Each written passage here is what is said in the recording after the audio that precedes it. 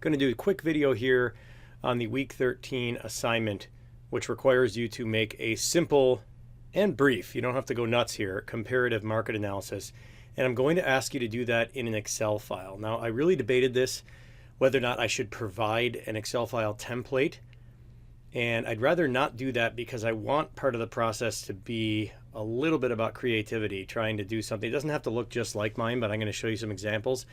And I have yet to have a class in the last few years. It used to happen more often, but now whenever I have a course, I always ask people if they've ever used Excel, because Excel is such a common Microsoft application that you're going to run into in all sorts of businesses. And I can't find a student anymore that has not at least used it at some point. So I am going to ask you to create an Excel file, and you're going to find a few properties and basically break up the details in an Excel file based on the examples I'm going to show you. But I'm not going to require any specifics on the file, so that you can, for one assignment in this class, just go a little crazy with it, get creative, do what you want, but don't take too much time. You don't have to spend hours and days and weeks on this thing. Just if you're good at Excel, you can show me that. If you're not that great at Excel, you can still get an A. So I'll show you how I break that down too. This isn't much of a rubric here, but I'm asking you to use a computer application that some of you may use a lot more than others isn't necessarily the fairest thing to do in a course where I don't know if you've taken the Excel class yet at Fanshawe. I think most of you have. I'm not 100% sure. I know most of my face-to-face students did. But here's what I'm going to do, okay? You give me more than I ask for in terms of content, you're going to be up at 100, even if you don't go crazy with the Excel. I could see that you put work into it, but it doesn't have to be perfect. I'm not grading you on the level of expertise, but the work that it seems like you put in, okay? If you do the same thing, but you give me just what I asked for, I'm not telling you to overdo it, but sometimes you find some comparables that are just really close and you'll get an A. Otherwise, if you don't give me what I ask for, but you at least do the assignment, you'll get a B. So you can't submit this without getting a B. The only way you could mess this up is if you don't submit anything. And that's how I have it set up. So I think most of you, when I say more than what I ask for, I don't mean that you have to give me more than 3 properties. I only ask for 3. You can give me more if you want.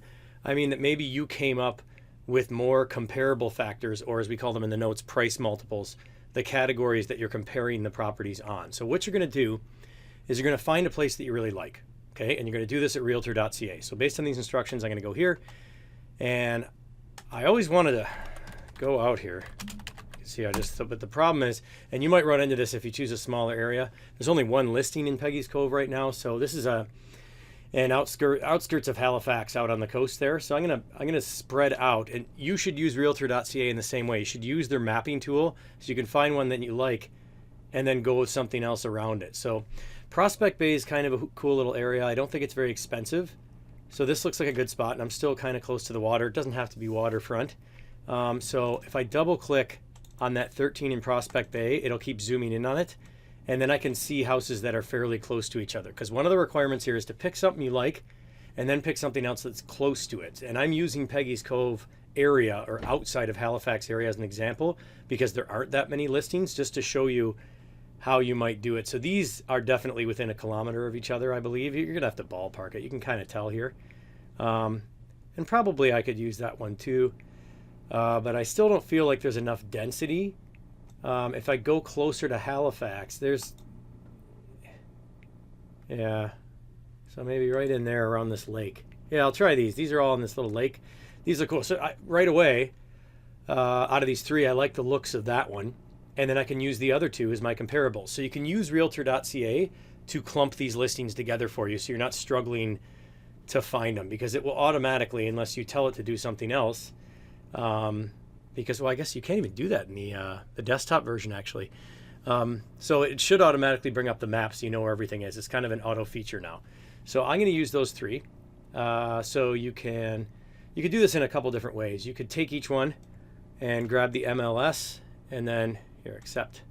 Actually, that's right. So realtor.ca, I don't use this much because I have my backend login, but realtor.ca, the way it's set up now, if you click on the listings from the map, it opens them up as separate windows. So that's exactly what you want to do. You want to have the 3 open as separate windows, and that's how I had set this up. I remember I planned it that way. So, and then you can look at these listings, look at the descriptions, and look at the features they have, the number of rooms and all that stuff. And I'm going to let you guys come up with the different categories and create some Excel files that look kind of like this. So these are some of my examples of stuff I've done for sellers in these certain areas. Let me just pull these Excel files over here. So here's one, more commercially based. So here's a lakefront one for Beach of Pines that I've recently been updating. You can see I have a lot of different comparative market analyses in my folders, and I'm just going to show you this as an example, and then I'm not going to beat it to death. Maybe I'll show you a couple other ones, but you could see I have a lot of things up here, some of which you will not be able to get to, like the MPAC value,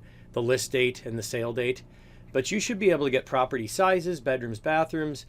Frontage might not matter. If it's on the lake, it probably does. You can look at the quality of the house. So you can see the kind of factors that I put in, and I don't even have that many in here. You could probably come up with some of your own. So I'll show you another example.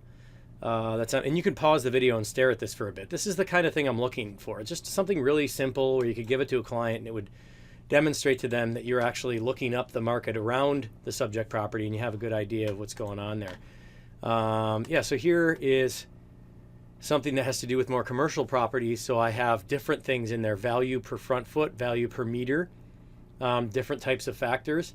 I actually put the realtors' names in there because a lot of times commercial stuff expires. You need to know more information about it. You guys can add as many categories as you want. You don't have to go completely overboard, but the more cool things you think up that could be a category or a column in your Excel table, the more impressed I'll be, I guess. But it's not like it's a 25% assignment, so don't go crazy with it. You shouldn't spend more than an hour or two on this at most. Which one did I just do? Vacant land. I just did. Hey, so here's one that I actually just recently did for a client. Depending on when you're watching this video, it might be a year or two old, but this was specifically to find out one price multiple factor, one thing, which is the area of the lot and then how much it was worth per square meter, because we were trying to value some surplus land on a lot per square meter. But you could see how simple they are. There's not a whole lot to them. And he appreciated this so much that I went and made this in Excel. It took me like 10 minutes because I can get this data from the registry system, like we discussed in previous weeks. You guys don't have access to that. You only have access to realtor.ca. And here's one more. You could still do something like this. This is one I did a while back, many years ago, before I bought in this particular subdivision. And you could see I have some extra notes here on it. And what I usually do is I usually put the subject property either on top in its own little section or above. And you guys don't have to do summary lines like totals and averages. That's not necessary. If you want to do that stuff, that's fine. Just go nuts with it. Do whatever you want, but don't feel like you need to spend more than an hour or two on this. So there's where you go to do it. You go to realtor.ca, you pull up your comparables like that, and then you open an Excel file and you build me something that looks sort of like that. You guys can do it any way you want. If I don't have any formatting, and you're not going to lose marks for that per se. You're just, maybe you just don't use Excel as well as the next person. But I just want you to try it, okay? You need to know, as a licensed salesperson, as a realtor, Excel is a very, very important tool. So I wanted to have at least one assignment in this class where we used Excel, and this will be the one. And in lieu of giving you very specific requirements, I want you guys to just show me what you can do. Have a little fun with this one, okay? And as for the due date, just check your submission box in your calendar as always. Get it turned in on time and you will be marked accordingly, and I'm sure you'll all do great. So thanks for watching.